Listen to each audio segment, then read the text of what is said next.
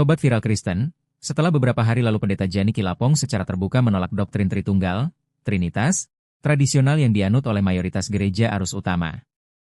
Ia lebih memilih untuk mengajarkan apa yang ia sebut sebagai monoteisme Alkitabiah. Kini muncul video viral Pendeta Risuli Lubis juga menolak konsep Tritunggal.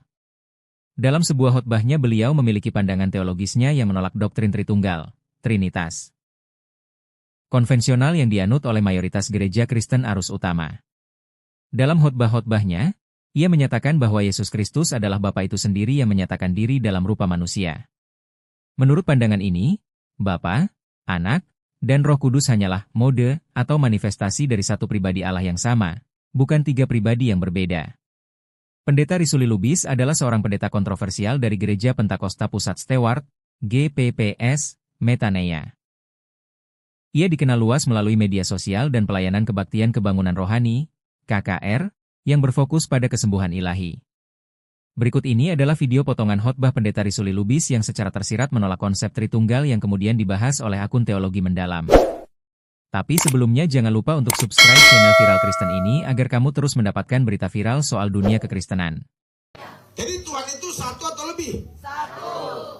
Pribadinya satu atau lebih? Satu. Bagaimana dengan keyakinan banyak orang Kristen Tuhan itu punya tiga kepribadian?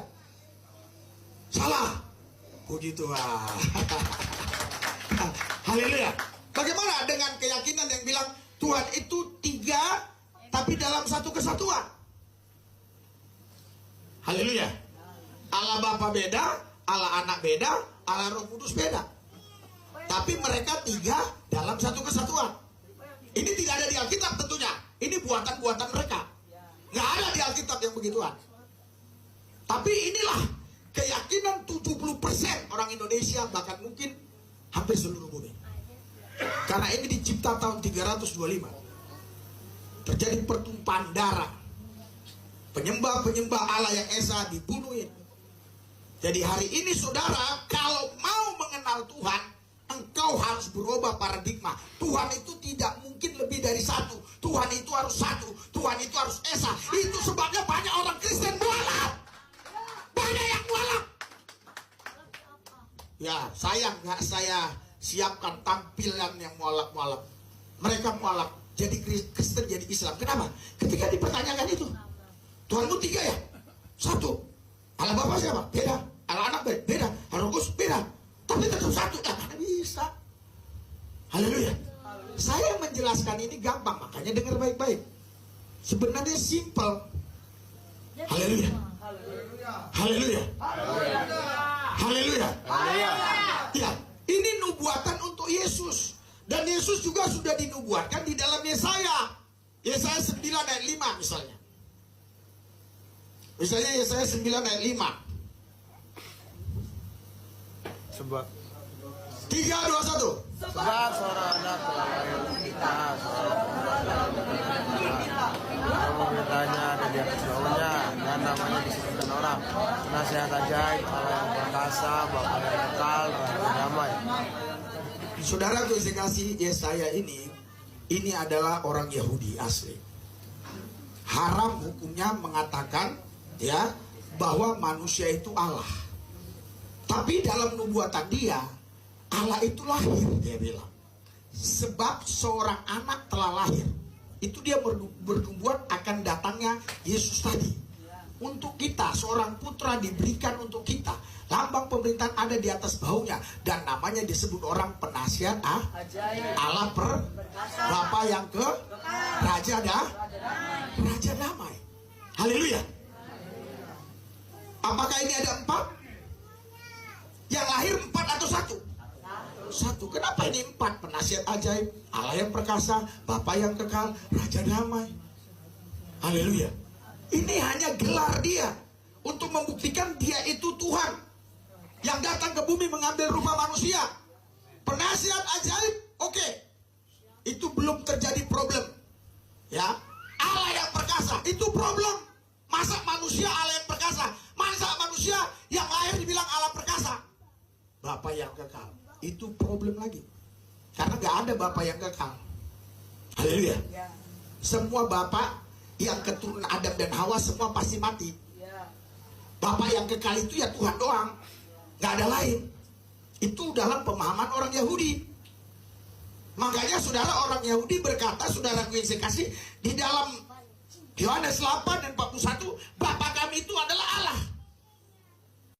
Halo semuanya, selamat datang di penelusuran kita kali ini. Pernah nggak sih kalian membayangkan satu kalimat, ya cuma satu ayat kuno dari teks berumur ribuan tahun bisa memicu perdebatan teologis yang luar biasa panas di Indonesia? Hari ini kita bakal membedah fenomena itu. Kita nggak sedang mencari siapa yang paling benar atau salah di sini, oke? Kita murni membedah sumber-sumbernya, melihat datanya, dan mencari tahu kenapa isu ini bisa seintens itu. Yuk, kita mulai tarik tambang tekstual yang super menarik ini. Nah, kita langsung lompat ke jantung permasalahannya aja ya. Pertanyaan dasarnya tuh sebenarnya simpel banget, tapi efeknya wow, luar biasa. 1 atau 3? Ini dia perdebatan sengit soal sifat dasar dan kepribadian Tuhan. Apakah Tuhan itu mutlak tunggal secara absolut, atau ada pluralitas di dalam keesaan itu sendiri? Pertanyaan inilah yang bakal jadi kompas kita di sepanjang penelusuran kali ini. Biar penelusuran kita tetap terarah dan netral, kita akan bagi pembahasannya jadi 4 bagian. Pertama, kontroversi sifat Tuhan. Kedua, argumen Risuli Lubis. Ketiga, analisis Yesaya 9 ayat 5. Dan terakhir, bantahan konsep Tritunggal. Oke, langsung aja kita mulai. Masuk ke bagian pertama, kontroversi sifat Tuhan. Di sini, kita bakal lihat konteks ajaran Risuli Lubis yang viral banget dan memicu percakapan teologis yang super intens ini. Lubis ini membuka argumennya dengan sebuah klaim yang lumayan bikin kaget. Berdasarkan ceramahnya, dia bilang sekitar 70% orang Kristen itu memegang teguh pandangan Tritunggal. Tapi, disinilah letak konfliknya. Dia dengan sangat tegas menolak pandangan itu. Menurutnya, konsep Tritunggal itu 100% murni buatan manusia dan sama sekali nggak ada dasar tertulisnya di dalam Alkitab. Dia lalu menarik benang merah sejarahnya jauh ke belakang, tepatnya ke Konsili Nicea di tahun 325 Masehi. Disinilah menurut ajaran Lubis, doktrin ini mulai diciptakan. Dia bahkan mengutip catatan tentang adanya pertumpahan darah pada masa itu terhadap mereka yang menyembah Allah yang Esa. Dan yang paling ditekankan, dia berargumen kalau kebingungan soal konsep Tritunggal inilah di mana ada Bapa, Anak, dan Roh Kudus yang disebut berbeda tapi satu, yang jadi alasan utama kenapa banyak orang Kristen di era modern akhirnya memutuskan untuk berpindah keyakinan atau menjadi mu'alaf. Masuk ke bagian kedua, argumen Risuli Lubis. Nah, kalau dia menolak Tritunggal, terus apa dong yang sebenarnya dia ajarkan? Mari kita bongkar struktur logikanya. Coba kita jajarkan kedua pandangan ini. Di satu sisi, kita punya doktrin Tritunggal yang tradisional kan? Yaitu gagasan bahwa ada 3 pribadi yang berbeda, Bapa, Putra, dan Roh Kudus, dalam satu kesatuan. Nah, di sisi lain, kita punya pandangan keesaan yang sangat ketat dari Lubis. Buat dia, nggak masuk akal kalau Tuhan punya 3 kepribadian. Sama sekali nggak ada pemisahan. Semuanya mutlak, benar-benar satu entitas tanpa pembagian pribadi apapun. Dan konsep itu terangkum sangat jelas di kutipan yang satu ini. Tuhan itu harus satu, pribadinya satu. Kalimat ini bisa dibilang sebagai jantung dari seluruh pengajarannya. Kalau kalian mau mengenal Tuhan yang benar, kata dia, kalian harus merombak total paradigma berpikir kalian dan menerima fakta mutlak bahwa Tuhan itu persis satu pribadi. Titik, nggak lebih. Sekarang kita masuk ke bagian ketiga yang paling seru, analisis Yesaya pasal 9 ayat 5. Kita bakal membedah ayat kuno ini layaknya detektif yang lagi memeriksa barang bukti utama di ruang sidang. Sebab seorang anak telah lahir untuk kita, seorang putra telah diberikan untuk kita.